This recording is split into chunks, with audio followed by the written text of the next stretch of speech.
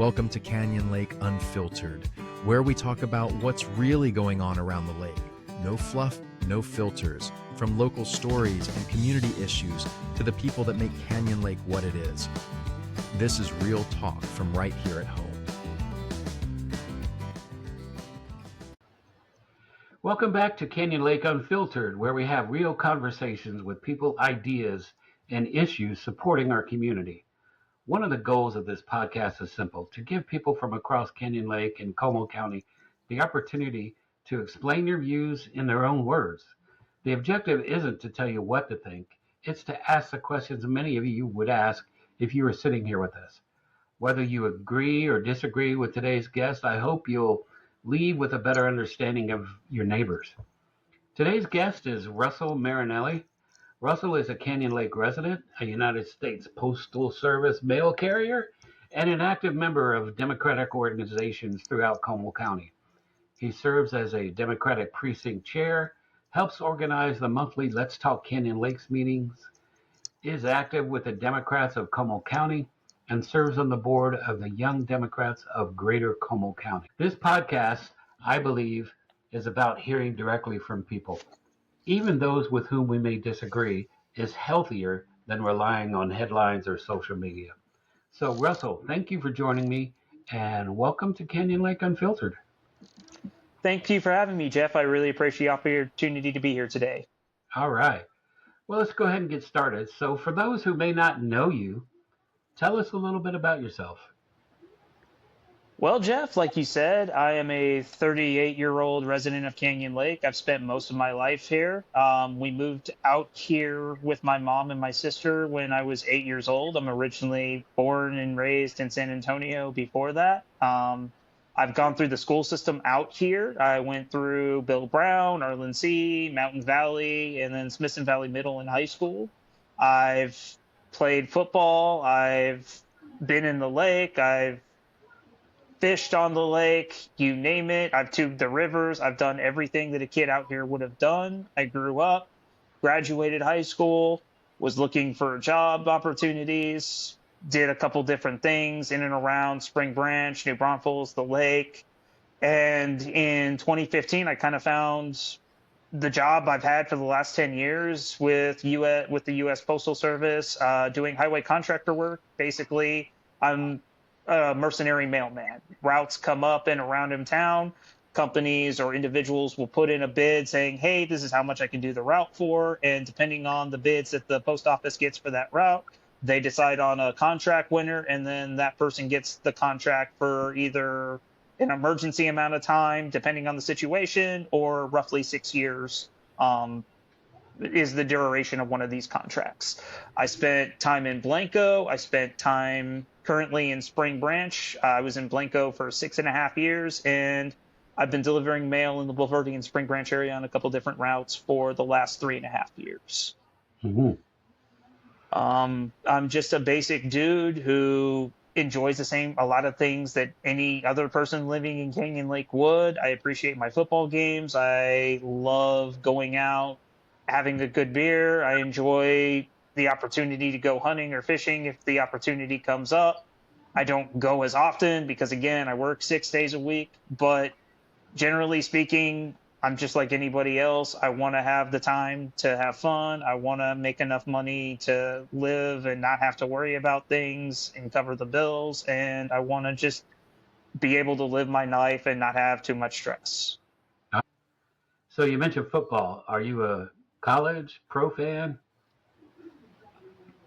I mean, I'm from Texas, man. We love the religion of gridiron here. I mean, it doesn't really, I'm not big into like middle school and Pop Warner football, but I mean, ever since COVID, when they started putting all these games on YouTube, I mean, if I can catch Canyon Lake, Blanco, a Smithson Valley game just because of some of the places I've worked, I mean, the culture in Texas is so unique compared to other places, especially with high school football and, Yes. towns rallying around those teams. The opportunity to see those games in particular is really cool because it's not really something like college has its own unique culture, especially at like the lower levels, like the D2 and D3 or like the junior college ranks. But Right. the culture around high school football in Texas is so unique. It's hard to replicate, which makes it, to me, more interesting to watch and more entertaining to watch just because of that, because these guys only get the 4 years. They're not paid. They're basically representing the areas that they live in and everything that comes with that. You mentioned that they don't get paid. I heard a rumor that there are some states that are talking about instituting NIL for high school players. I mean, if you're 18 years old or like True. you have the talent and you can get somebody to pay you the money to do it, I Yeah. totally understand why they're trying to do it. But at the same time, should that be legal? At some point, I do understand where you kind of look at it and go, maybe amateurism is important. Because, Yeah. at that point, it's basically glorified AAU ball, and people can't stand AAU from what I can tell. And you can see where the huge changes have taken place in college football. If you pay attention. Oh, yeah. Yeah, there's no loyalty anymore. The kids are going to where the money is taking them. Well, even before that, there was no loyalty because the kids were basically forced into a situation where if they didn't like it, you lost your scholarship and never got a chance to play again. Yeah. Really, the administrators and the coaches were the ones benefiting from all that, and the kids were basically expected to have 2 full-time jobs and just kind of deal with it if they wanted a chance, depending on where they played, to get into like the NFL or something like that. So, the evolution was coming. I felt it was it's just, to me, it was a natural progressive step. The coaches and everybody else has been making money for 30 to 40 years. It was only a matter of time before they figured out a crack into, getting NIL as we have it now. But to me, what really ruined the sport was when you started seeing not necessarily the money come into the sport, but more the conference realignment. Like when you see UCLA playing in a conference, of teams in the Midwest and Oregon, or like Texas and Texas A&M, teams that are historically playing Baylor, playing Tech, playing SMU, playing all these, the regional games that, make college football so special, are going away because they can't schedule them anymore because, we got to make the most money and be the most competitive team, so we have to play in a particular conference.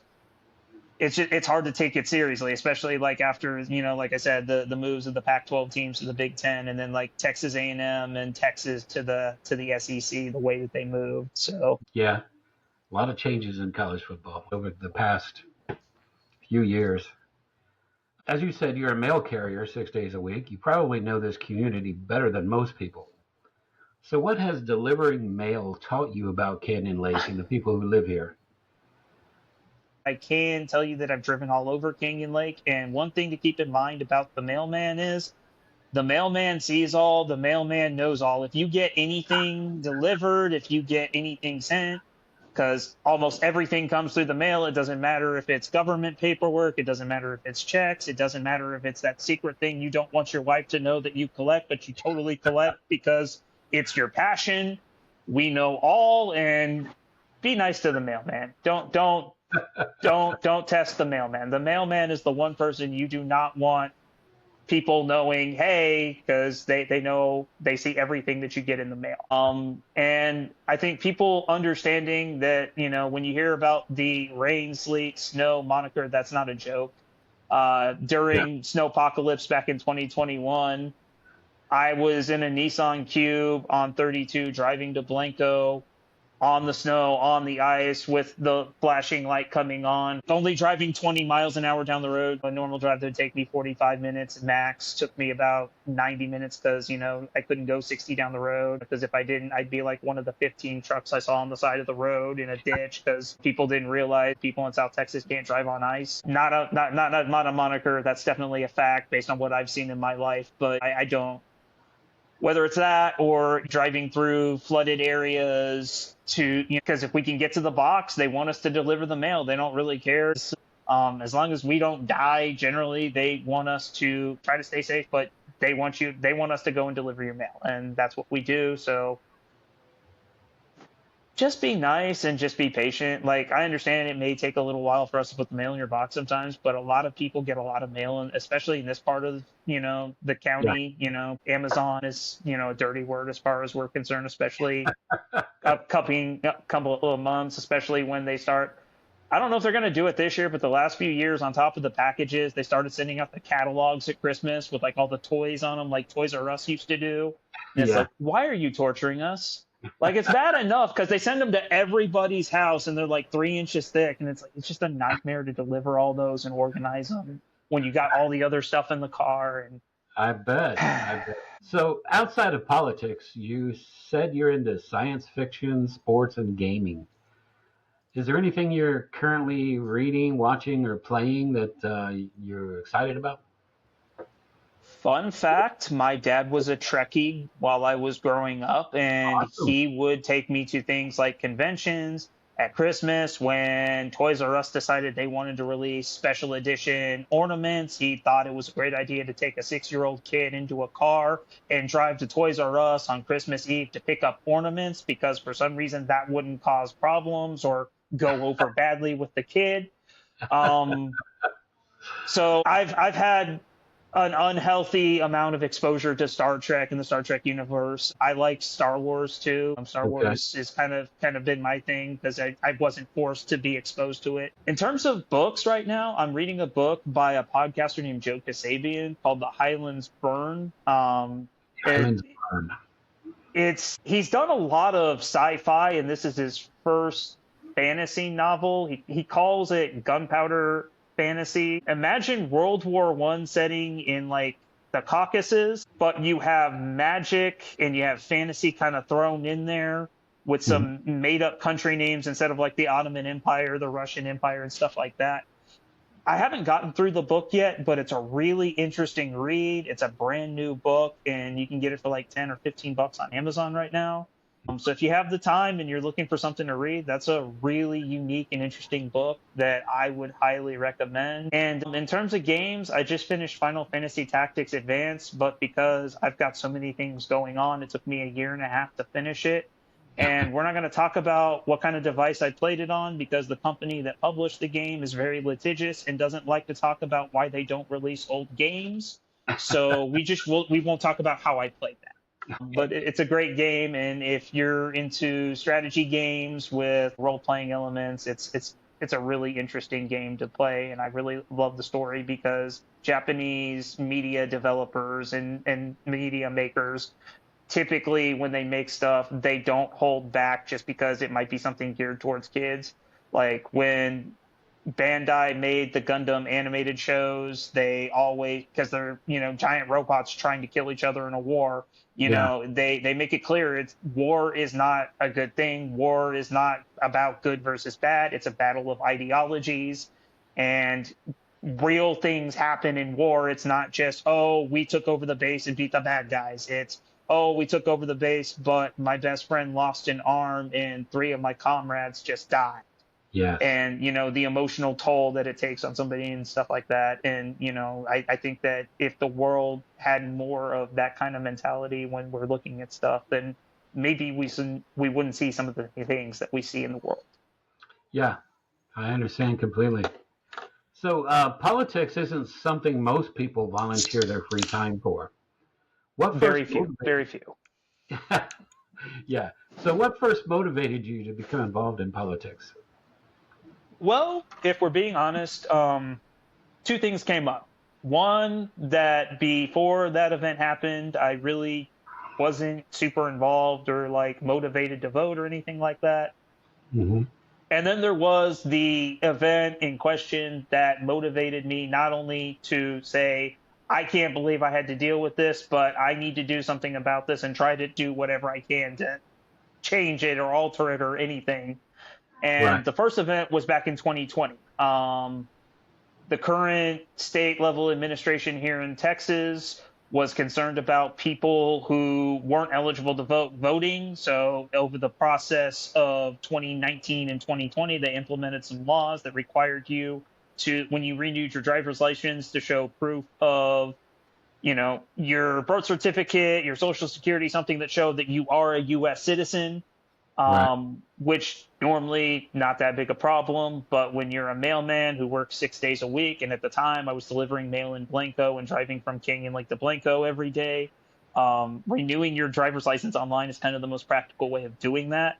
And when I couldn't do it online, I wasn't given a reason why. And then again, because you got to remember this was 2020, I tried calling the 1-800 number to talk to somebody, and nobody wanted to pick up the phone because there was literally no one in the call center to answer calls.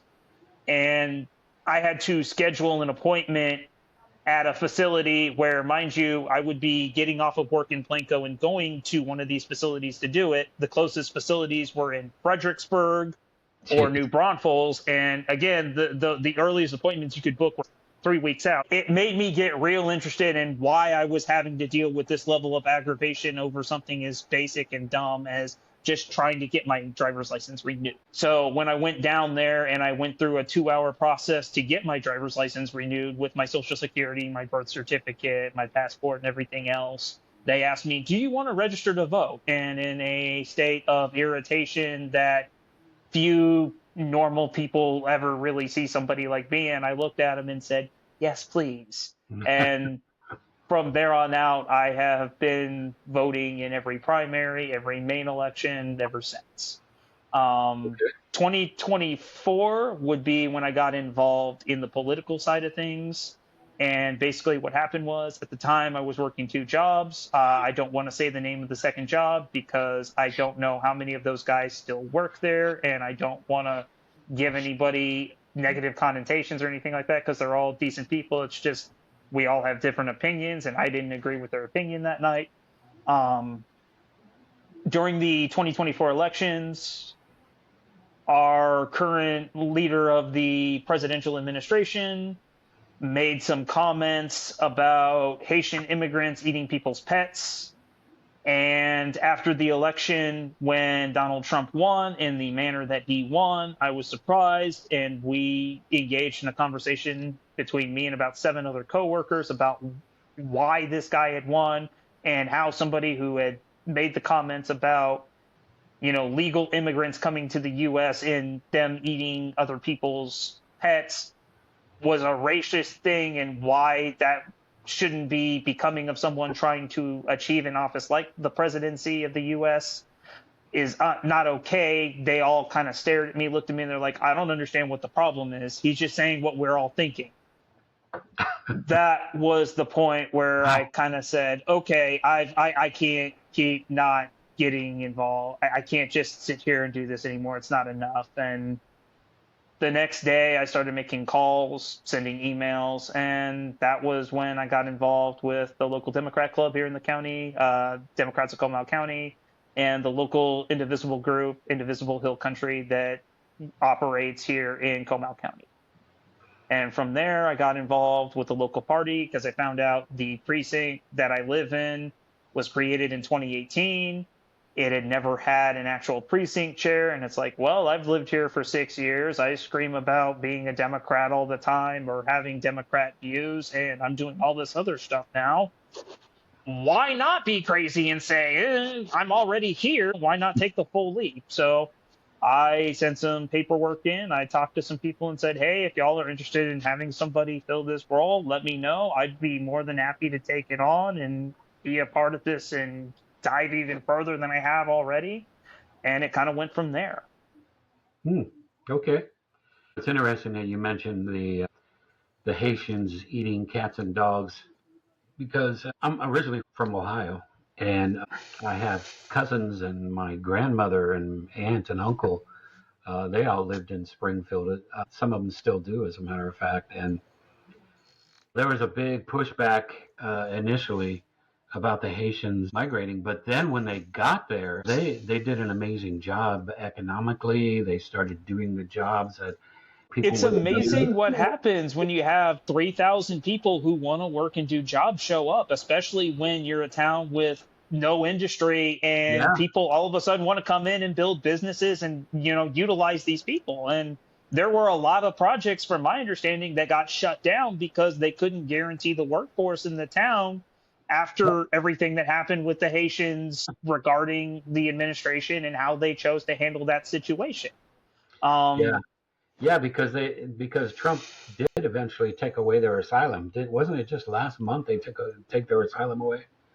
He took away their protective status, I believe. Yeah, I don't think you can take away asylum inherently because, yeah. I I mean, think it was. you're basically granting them permanent residency at that point. But I think it was called a temporary asylum program or something. like, I think that's what the protective status thing was. But Yeah, again, I'm not an immigration lawyer, so don't quote me on that. me neither. Yeah.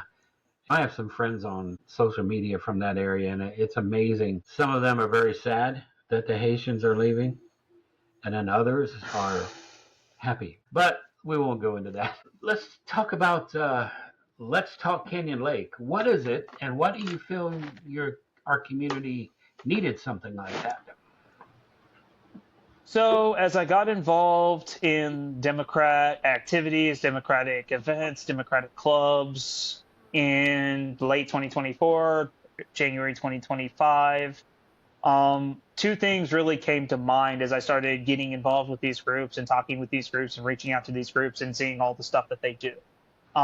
If you were a Democrat in Canyon Lake between December of 2024 and May of 2025, and you wanted to get involved or go to an event that was democratically leaning or politically left leaning, however you want to put it, Mm-hmm. you were basically getting in a car, and depending on what part of the lake you live at, because again, certain parts of the lake are closer to certain areas, anywhere from 20 to 45 minutes to get to something, whether it be in Blanco, Wimberley, San Marcos, New Braunfels, Schertz, Yeah. San Antonio. I mean, part of that is just the fact that we live in the middle of nowhere here in northwestern Comal County, and if you want to do anything, you kind of have to be a nomad. Right. But the other part of it was, it felt like, and it seemed like to me, that nobody was really making an effort to reach out in Canyon Lake to Democrats with events, let alone a regular event. And if you got to give the Republicans credit for one thing out here, it's their consistency. They have, if you look at their website, they have anywhere from like 12 to 17 clubs, and they march their clubs all over the county. They get they get those clubs to different places, and they bring their candidates with them and everything else, and they even bring them out here. And you have to give them credit for the name recognition and making sure people see these candidates. And one of the things that I thought that Democrats out here needed was something that they could call their own. And when the first Let's Talk meeting was kind of just something I pulled out of my butt. Like, I'm just going to be honest. I had been listening to podcasts, and I've been listening to some different things talking about ways you could set up meetings and doing things. And normally people, when you think about something like this, they'd be like, oh, just set it up in a bar.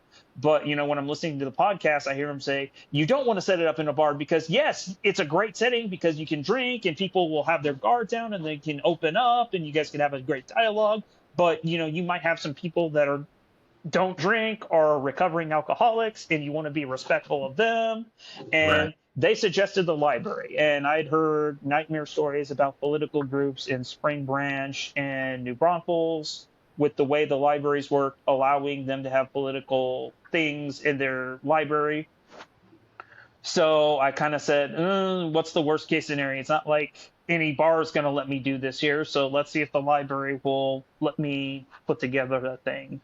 I was very open. I was very honest about it. I think when you're doing something like this, the best policy to letting people know about it is being open and saying, hey, this is what we are. We are a Democrat club, meeting, whatever you want to call it. We're coming together, and this is what we're talking about.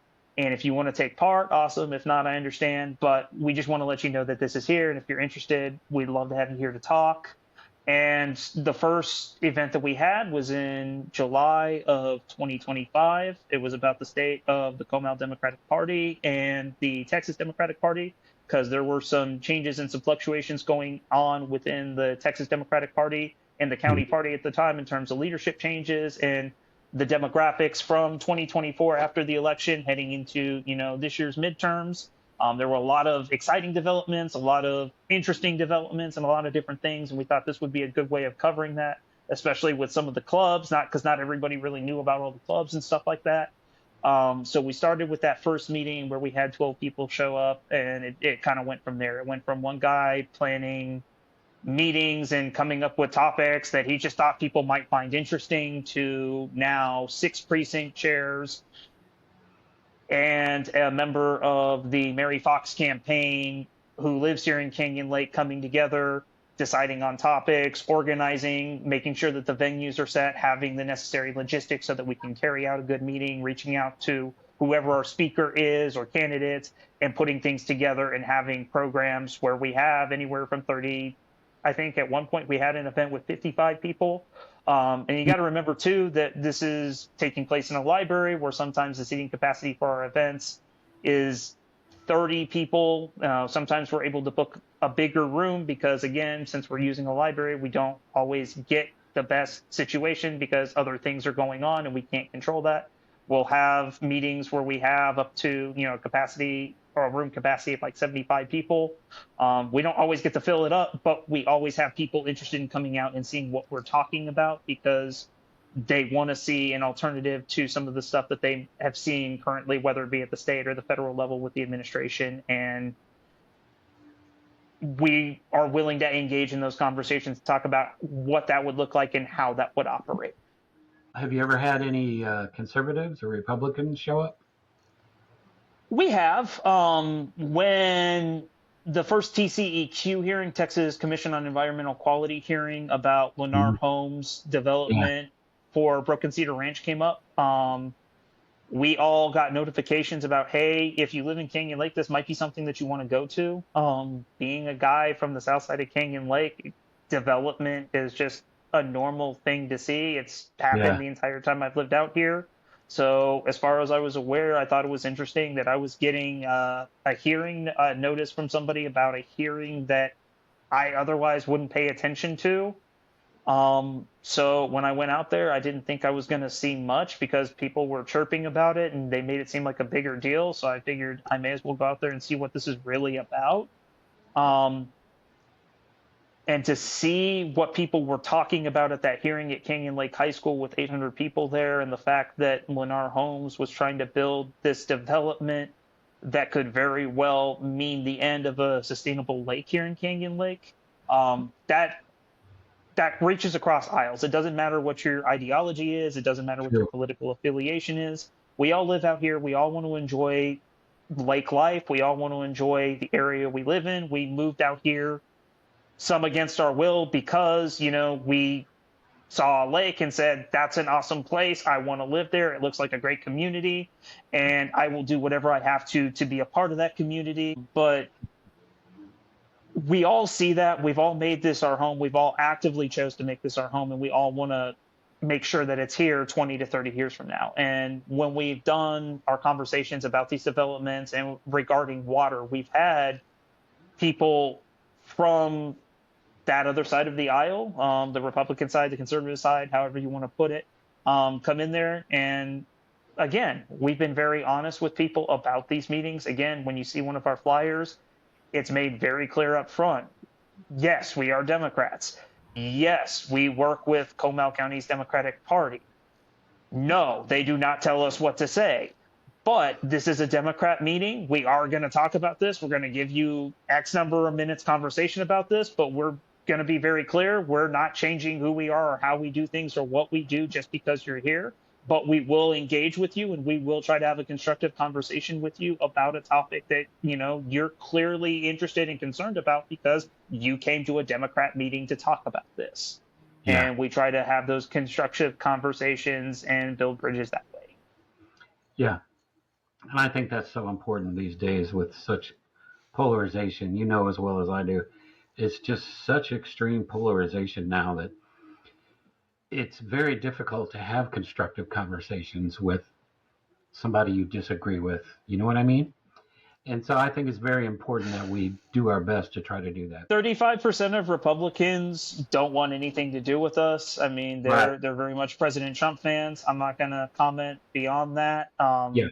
But again, we're willing to, if you're willing to come out and actually engage and have a constructive conversation with us, we're willing to have those conversations. But again, it's about the diplomatic side of it. They have to be willing to physically engage with us. And again, we understand that not everybody who sees us is going to want to engage with us in a constructive way. So when you come out as a giant open book, letting people know who you are, you're going to have to take the good with the bad. And that's just part of what we do here at Let's Talk. So good.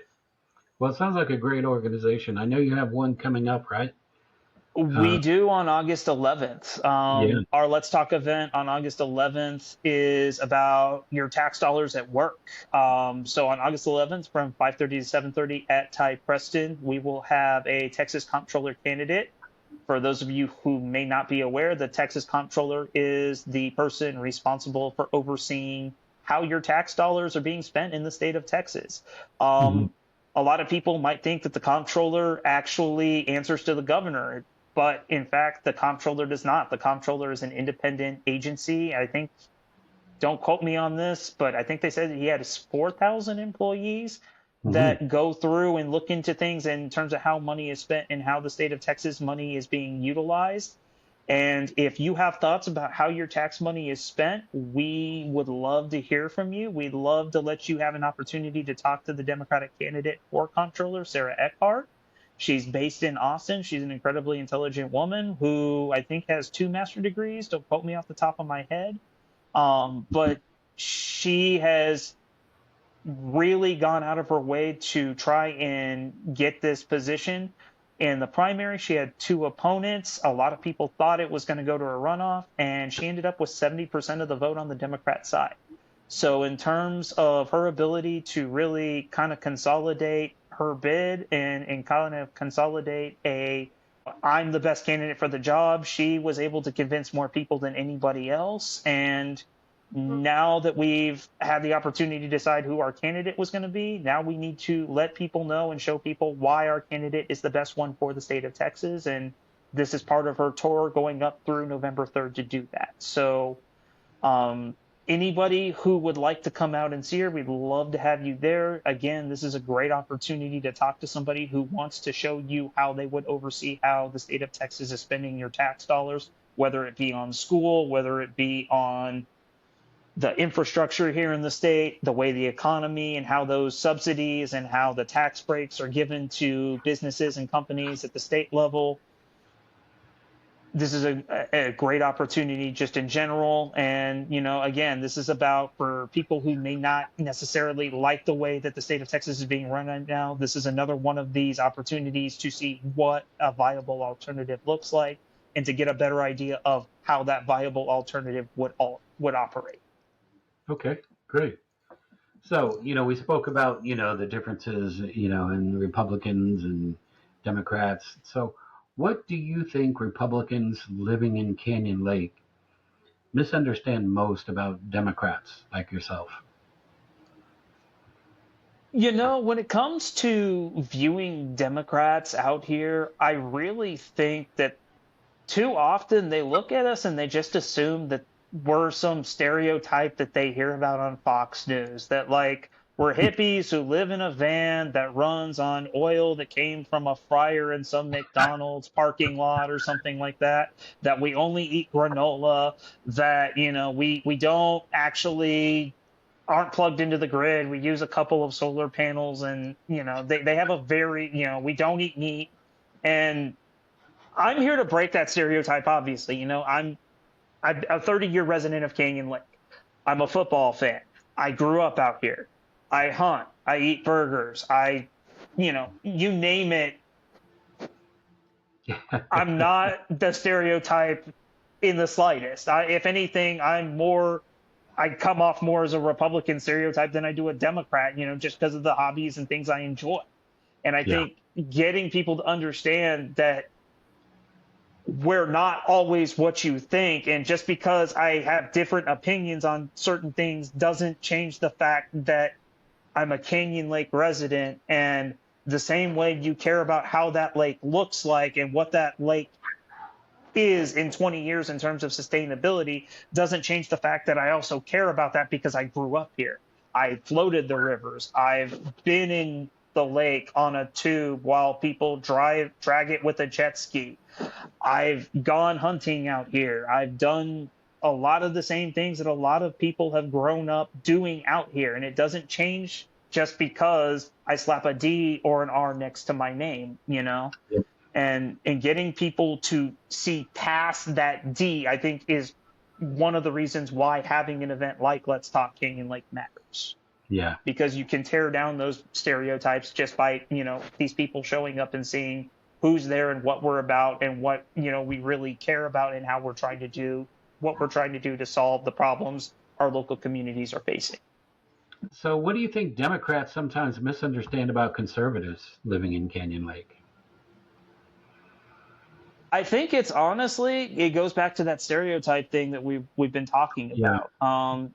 That, either they're tourists who are only here for 3 months of the year, or if you live here year round, that, you maybe live in a trailer park with banjos and a couple dudes in overalls with no shirt. Like, Yep. let's be real. A lot of people who come through, the county and come through Canyon Lake specifically, they look at where we live and they say, yeah, y'all are in the sticks and I don't understand why y'all live here. I have that feeling about Blanco, but Blanco is like a 90-minute drive from any municipal center in Texas. And if it wasn't for that one fact, I wouldn't mind living in Blanco. Yeah. But just because, like we live slightly further out, it doesn't change the fact that we like having access to things like internet, Walmart, movies, every things that anybody else wants. And, just because, some of these people might engage in hobbies that you don't, like hunting, that's not something that everybody wants to get engaged in. They would rather, go to the store and buy the steak as opposed to, trail down the animal and Right. process the animal accordingly. But just because we engage in different hobbies or, I choose to live here as opposed to say in New Braunfels, it doesn't change the fact that, we do care about a lot of the same things, whether it be family, whether it be hobbies, like again, sports, hunting. We're all just people and we all ultimately in the end, we want to live a good life. And just because we go about it differently doesn't change the fact that, we want the same things that a lot of other people do. Right. So, if I invited 10 Republicans and 10 Democrats into one room, it might be dangerous, but what do you think they would actually agree on? Are we talking in Canyon Lake? Yeah. I would hope that we really, would like to do something to keep the lake stable and sustainable. Yeah. I B, agree. August is coming around, so first football game of the season is Battle of the Backbone. So, got to beat Wimberley. I'm sorry, it's been too freaking long. I think we're on a 6-year losing streak at this point. Maybe if we can break that, that would be great. And again, it's Texas, and we're getting to that time of year. Hopefully everybody's either a Texans or Cowboys fan because I mean they can agree on football, but again, ever since the Texans moved in, that can get a little dangerous sometimes depending on who you talk to. Yeah, I know what you mean. So, if you and I were simply two Canyon Lake residents having coffee, what do you believe are the three biggest issues facing this community? If you and me were getting together and having a Coke because coffee is evil, what would I? I love Sorry, coffee, man. guys, I am not a coffee person. No. I'm not a tea person either, so don't Uh, feel bad. I buck the trend on a lot of things. So, okay. if we had a Coke and we were talking about three things that this community is struggling with, I mean, water rights is definitely one of them. Yeah, I agree. Who has the right to access the water and how they access the water and how they put the water back once they've accessed it, I think is something that everybody, whether you're a developer, whether you've lived out here your entire life, just moved here, it's a big deal.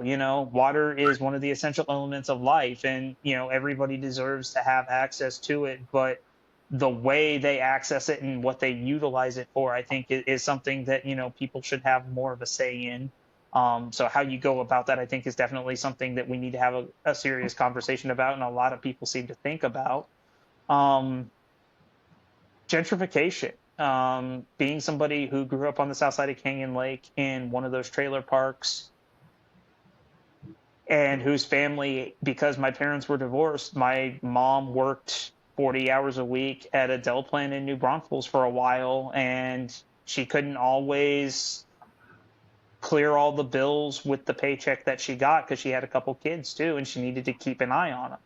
So we Mhm. would have to access things like food stamps, like food banks, Right.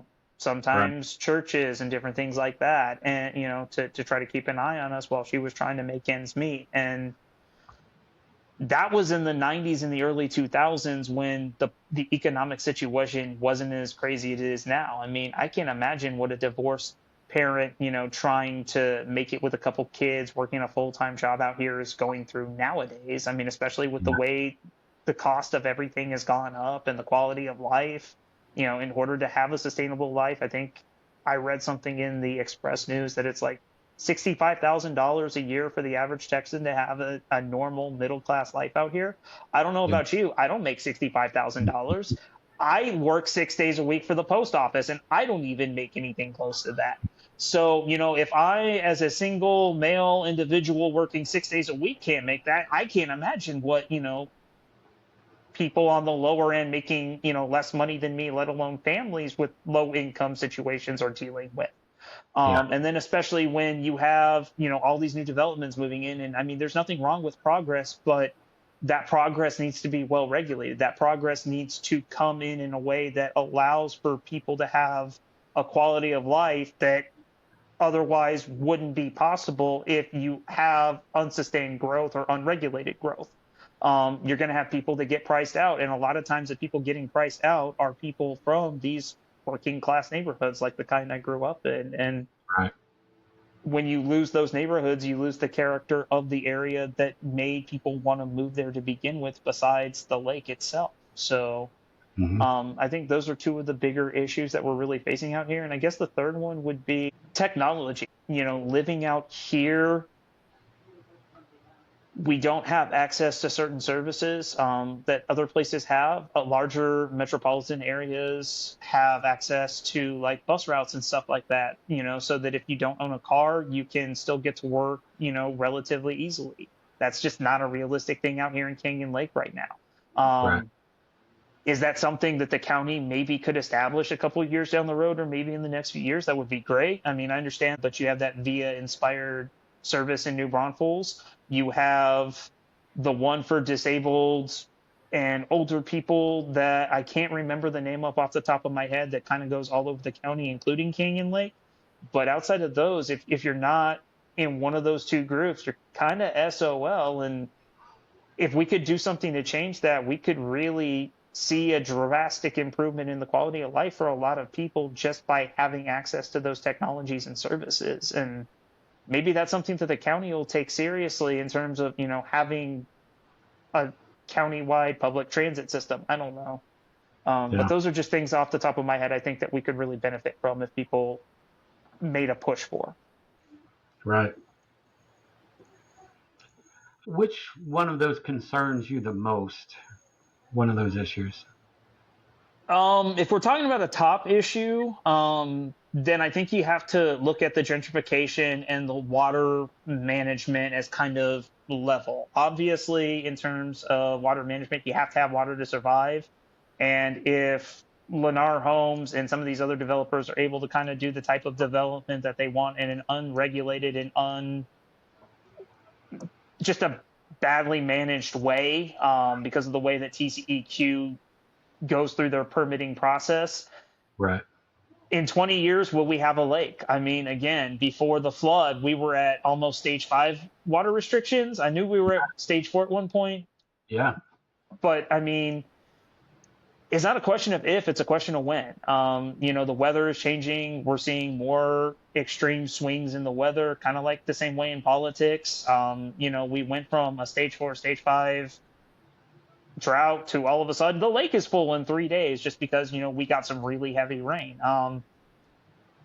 I've lived out here through floods. I've never seen the lake get that full that fast, just because one rainstorm hit really, really hard. And I don't think anybody's, since the lake has been around, has ever seen something quite like that. So I mean, that's kind of disturbing to me. And being able to manage that and regulate that, I think, is really important for that. But at the same time, having a lake is great, but if you can't have a quality of life that goes alongside living with the lake, then what's the point of living out here? Right. So having that, dealing with the development, responsible development, and the gentrification side of that too, I think is something that we also need to focus on to help out those lower to middle income individuals who may not have access to the same things that allow them to socially progress in life. Give lifelong Republicans one reason, not to switch parties, but simply to listen to what local Democrats have to say. We care about the sustainability in Canyon Lake. I mean, Mhm. again, this goes back to what we were talking about a couple minutes ago. We have a conversation, we've had a couple different conversations over the last few months where we've talked about not just water, but we've also talked about the developments from Broken Cedar Ranch and other things like that, and things that we can do to regulate it as well as potentially inhibit it or outright try to stop it with different state level and legislators as well as with local resistance groups like Fisher Neighbors, who are kind of the guys responsible behind the push to deal with the Lennar Homes development in Broken Cedar and some other spots where they're trying to renew permits and things like that. And Canyon Lake in the last election cycle voted at an 80% clip, depending on the precinct, for Republicans. And depending on the area that you live in, there's roughly 8 to 9 precincts that make up Canyon Lake. So when you have such a high turnout of Republicans, you can't have an event and not accidentally have 1 or 2 Republicans show up. It's bound to happen. I mean, for us to be able to engage with these people, you got to be upfront, you got to be honest, and you got to be willing to engage in a constructive conversation. And everybody we've ever talked to has at least been willing to do that. Again, not everybody, just because you're willing to have that constructive conversation, is going to do that. But as long as you're willing to openly talk about things that the entire community cares about, and you're willing to point out that this is a constructive conversation and have that well-structured meeting or facilitation where that conversation can go on, there's no reason why you can't show people that you care. Gotcha. So many conservatives today believe the Democratic Party has moved too far to the left. How do you respond to that? I mean, what do conservatives misunderstand most about our movement? I think they misunderstand who we stand for and who we're against. We're not against people succeeding or getting ahead or making money or living a good life. In fact, it's just kind of the opposite. We believe that everyone should have the opportunity to live whatever kind of life they want. We work hard to ensure that everyone is playing on an even field. Just because someone has an equal chance as somebody else doesn't necessarily mean that they both can't succeed. We also want people to be able to live and worship as they please, which is something it seems like that everyone should have the right to do. Some Republican groups have taken that to the opposite extreme, insisting that there's only one way to live and worship, and if it isn't the narrow way they have defined, then it must be wrong. I think that's the extremism that gets in the way of finding the middle ground, and it doesn't define every Republican. But I mean, I think some people hear those voices because they're the loudest in the room. Right. So on the other side of the coin, many Democrats believe today's Republican Party has become too far to the right.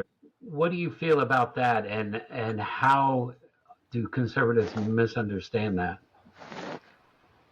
In terms of like what Republicans are getting right, Republicans were very good at staying on message and speaking to people where they are. I mean, look at the slogan, "Make America Great Again."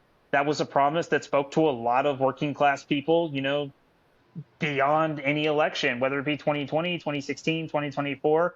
Now, whether or not those promises were actually kept, that's another story that I don't want to get into because I'm not here to have that conversation today. But the promise was enticing. And who doesn't want to be great? Who doesn't want to believe that they deserve that? Right. Democrats do want to deliver on these promises of the American dream and try to make sure that everyone has that opportunity. In the same way that Republicans are trying to promise that to people now. It's a matter of how it's approached. Understand. So if someone still disagreed with you politically but respected you after this interview, would you take that as a success, and why would you?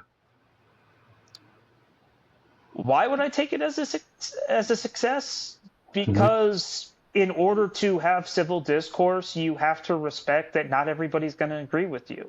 Again, when you look at the Republican Party today, 30% to 35% of the party on that side of the aisle is very loyal to the current administration and the president himself. And it doesn't matter if he contradicts himself. It doesn't matter if he lies or says anything. There's still going to be diehards who will follow him until he says, I can no longer do this. Right. And those are people who will never agree with us just because of how the president and how, people in his administration label us. But just because those people label us doesn't mean the rest of the Republican Party or the independents who don't necessarily see themselves as Republicans can't have those conversations and engage with us. And as long as you're willing to have that civil discourse and understand that we're not always going to see eye to eye on things, and you're willing to let bygones be bygones and laissez-faire, isn't that what America's about? Having different viewpoints, having different thoughts and different ideas on different things. And just because I don't agree with you doesn't mean you have to leave this land and be banished forever.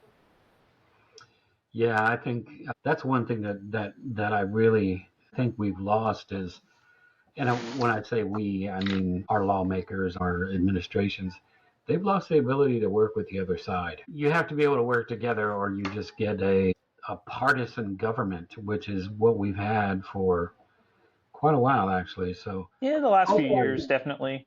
Yeah, so hopefully we can get back to both Republicans and Democrats working towards the good for all, not just for their supporters. So you also talked about religion. Religion belongs in places of worship rather than serving as a foundation for laws. Tell me about that. Tell me what your feelings are about that. Fun fact, I am an atheist. Just because I don't believe in the existence of a deity or anything like that doesn't mean that I don't think other people shouldn't have the right to believe in a deity or worship their religious thoughts or beliefs in their own way. And that's granted to anybody via the Constitution and the First Amendment.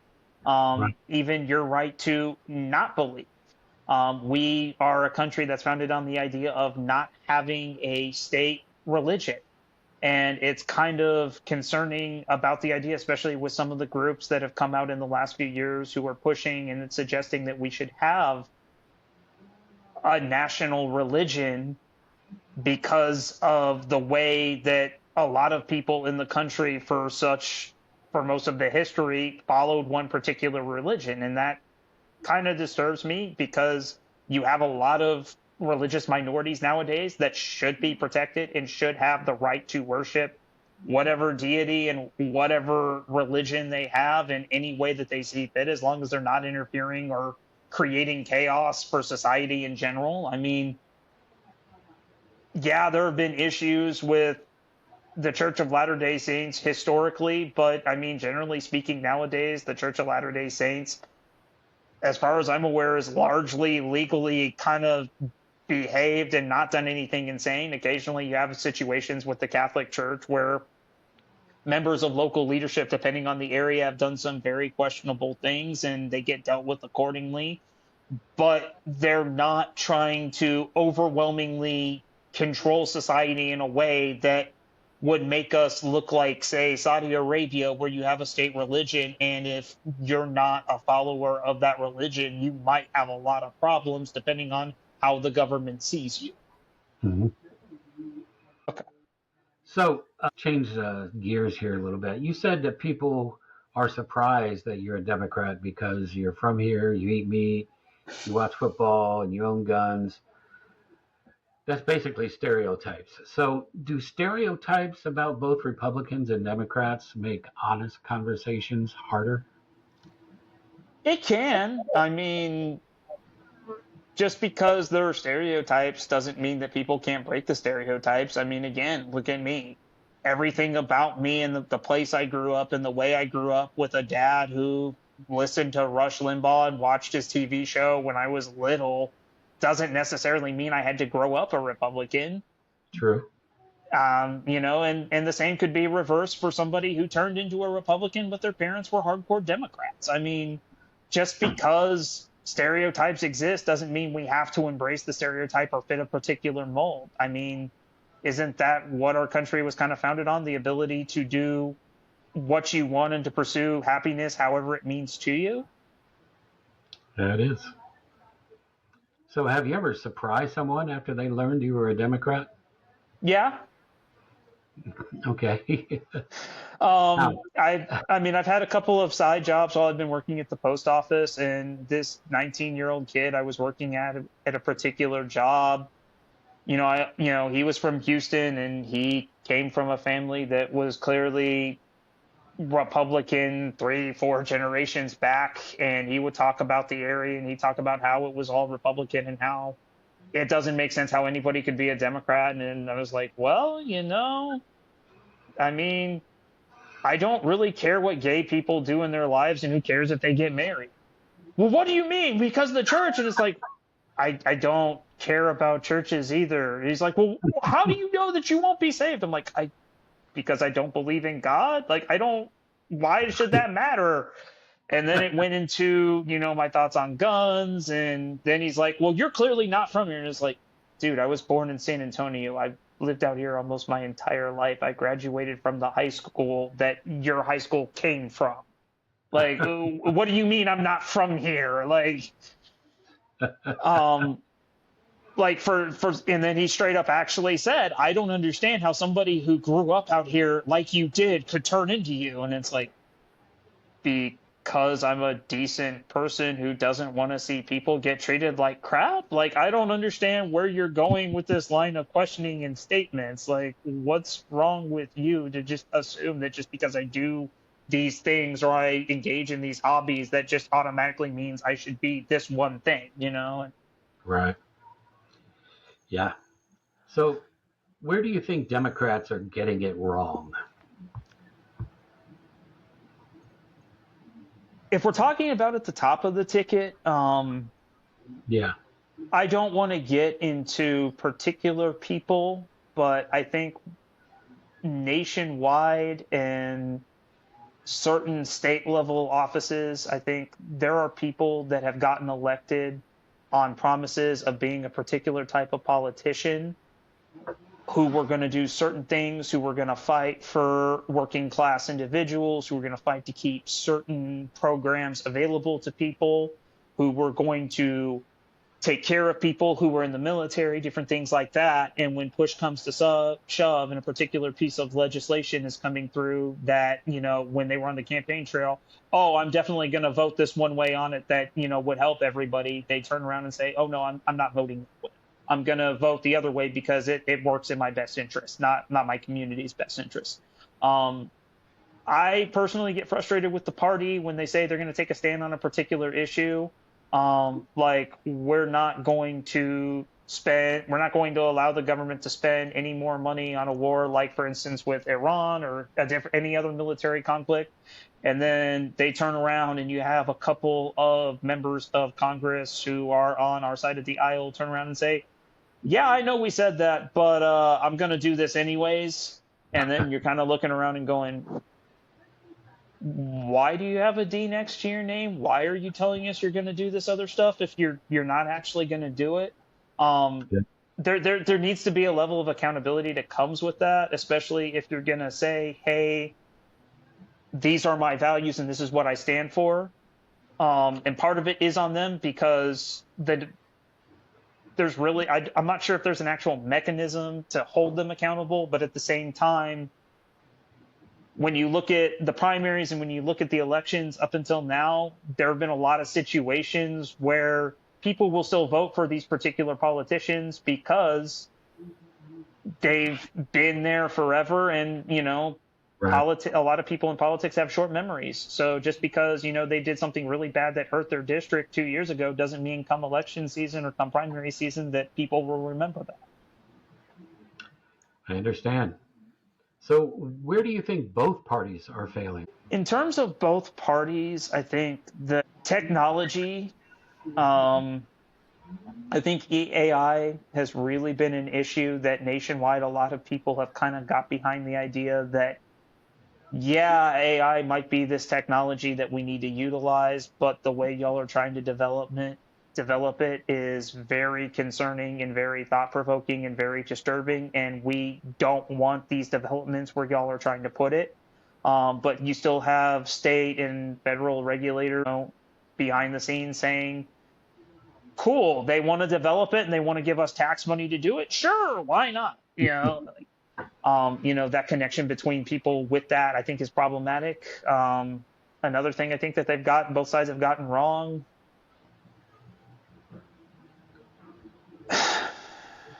Messaging.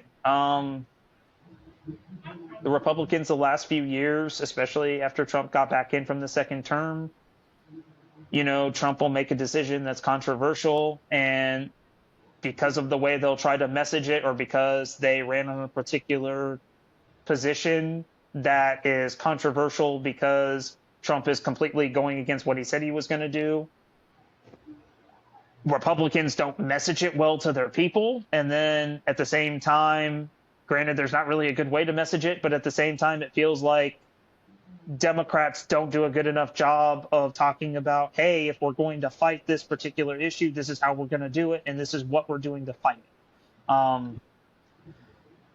That was, I think, a big issue for a lot of Democrats in 2024, is actually talking about and communicating the improvements to the country that we made in 2024 to, continue. If you reelect us and get us in the presidency, this is what we'll do to continue to try to make your lives better. There were a lot of things going on. It didn't help that, you had a presidential change, or the nominee change, in the middle of the election cycle. Yeah. Definitely threw things into whack in a way that maybe otherwise wouldn't have been there. It is what it is. We can't control it. We can't do anything about it now. So what keeps you motivated to stay positive in the political arena?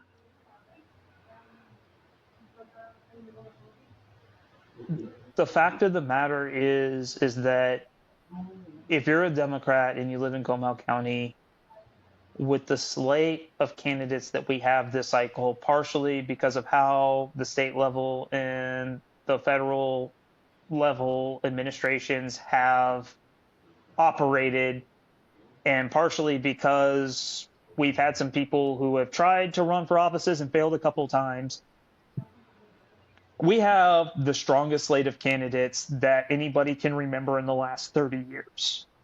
Mm-hmm. We, in this current cycle, have people running for every district of every state level office in the state. That was not something that you could suggest as early as 2024 would be a thing.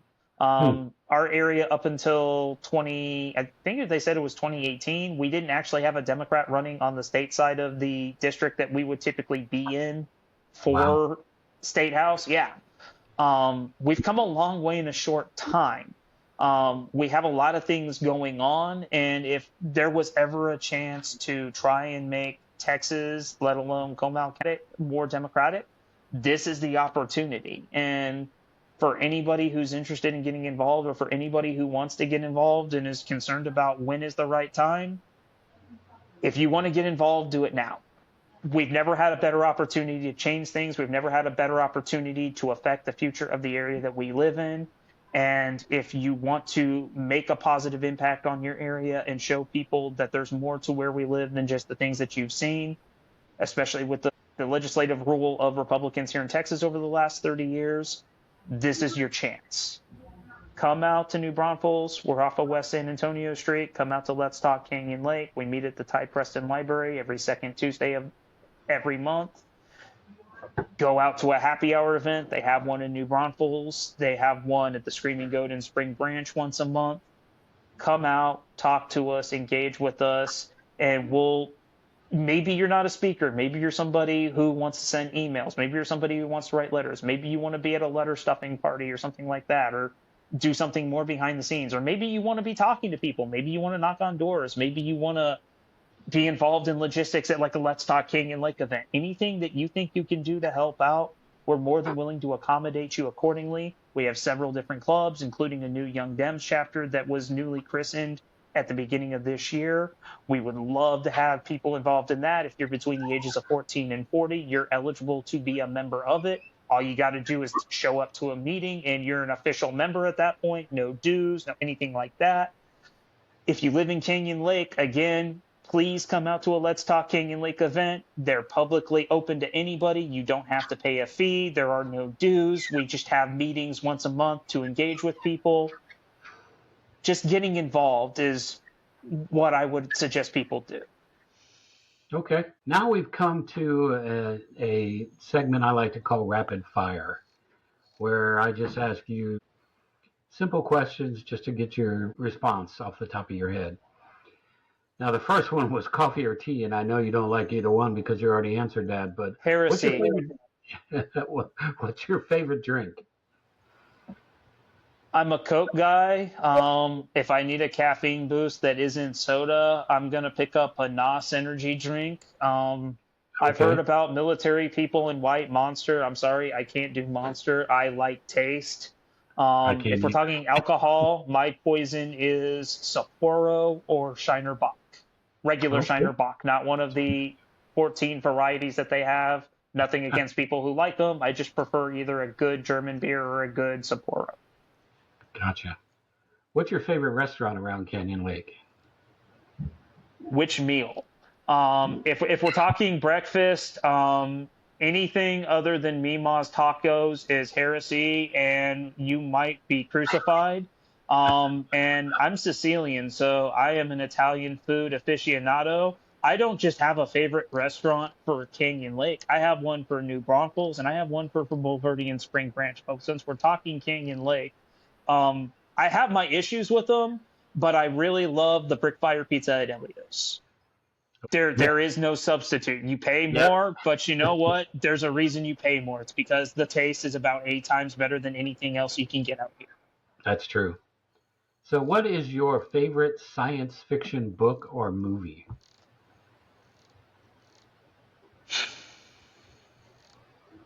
There are a lot of movies that come into that equation.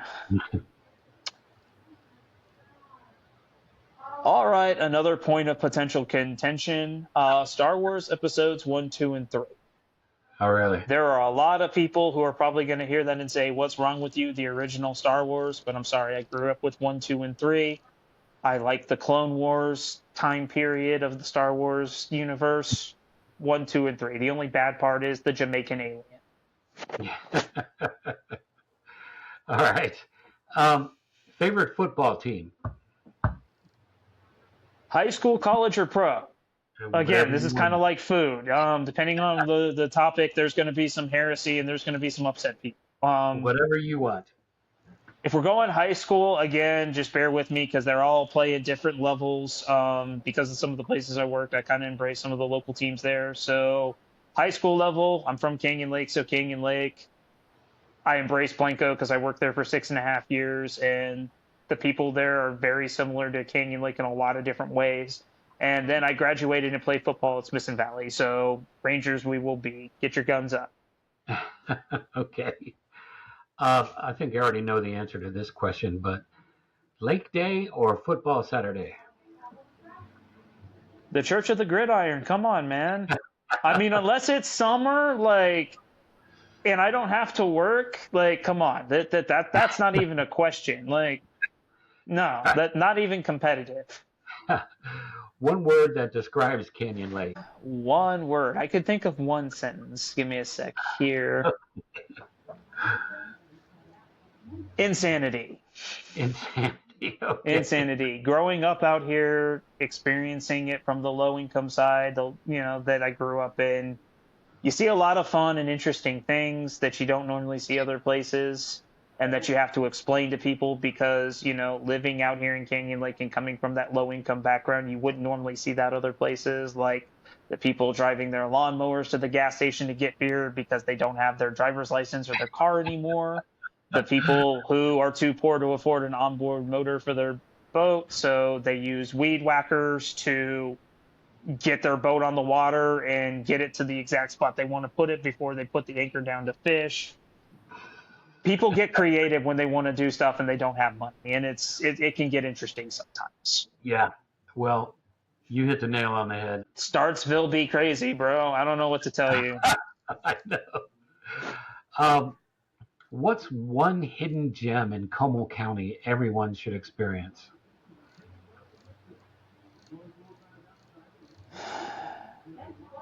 One hidden gem. If you have lived in Comal County and you have not floated the river, heresy, and you need to sell your house and move. That's That true. is something everybody who lives in Comal County, unless you're on your deathbed, should at least do. I'm sorry. Floating the river is Floating the river. You don't have to yeah. have a beer to have a good time. You can drink a soda, or if you're one of those heresy people who drinks iced coffee or tea or whatever, do that. But, you know, it's a nice, relaxing time. And if the water's, because we've had rain, the water's running faster than normal, and you're a thrill seeker, that's also a good way to have fun too, especially if you just stay on your tube and go over all the falls. True. So where can people learn more about the Democrats of Comal County and your local events? So we're on Instagram, we're on Facebook.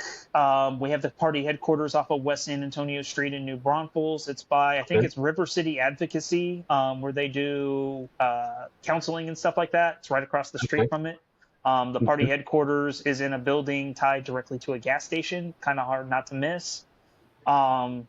Let's Talk Canyon Lake is in the process of starting up social media. Again, we're all very busy individuals. Some of them are retired, but a lot of us still work, and a lot of us are involved in a lot of different groups. So Let's Talk Canyon Lake is kind of our pet project, and it's something that we do to try to, again, create that community for people out here in Canyon Lake who may not otherwise have it, just because of how things are out here.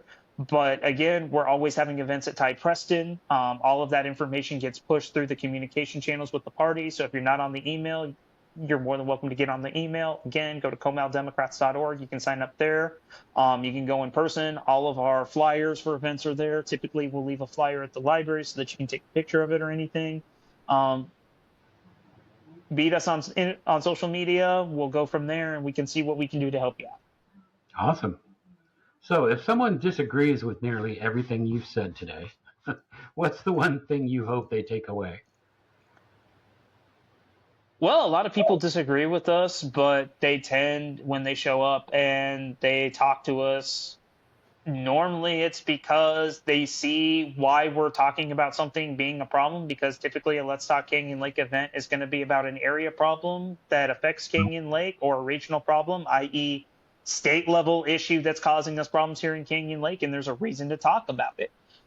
We've had 3 or 4 different water events where we've talked about whether it be development, whether it be the floods, and how, with Oak Country Alliance, what we can do to help advocate for that and to change the situation so that we have less destructive flooding. There are a lot of great ways to get involved, and a lot of different organizations that are willing to work with just about anybody to promote those messages. We're just one group that is reaching out to them and having these conversations and engaging with people. We sometimes just put a political spin on it to say, yes, this is one way to do it, but we also want to show you how we want to fix it on the other side so that, we can avoid another Kerrville flood by doing simple things like making sure that fully funded alert systems are out there all over the place to make sure that, if there's a camp nearby that's getting ready to get flooded, those people have enough time to get out because they heard the alarms and stuff like that. And how you would go about funding it and things like that. Not just, we'll plant some grasses and hope that the grasses grow long enough to help slow down the water. Right. So the bottom line is just, commonality, finding those common concerns that we all have, and working to do that. Okay. So Russell, I want to thank you for joining me today and for being willing to have a good, honest conversation. And whether our listeners agree with your viewpoints or not, I appreciate your willingness to sit down with me, answer difficult questions, and discuss issues that matter to our community. And that's what this podcast is all about. I want to thank everyone that has listened. And if you enjoyed today's conversation, please subscribe, follow, and share Canyon Lake Unfiltered with your friends and neighbors. My hope is that these conversations encourage all of us to become more informed, more engaged, and maybe even a little more willing to talk with people who see the world differently than we do. Until the next time, I'm Jeff, and this is Canyon Lake Unfiltered. Keep asking questions, keep listening, and keep getting involved in your community. Thank you again, Russell. I appreciate you coming on. Thank you for taking the time to talk to me, Jeff. I appreciate it. All right, so we'll see you next time.